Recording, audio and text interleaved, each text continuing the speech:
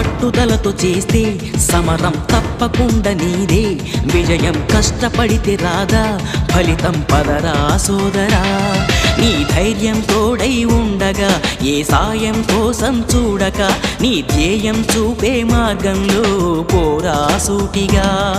ఏ నాడు వెనకడుగేయక, ఏ అడుగు తడబడనీయక, నీ గమ్యం చేరేదాకా దూసుకుపోరా సోదరా.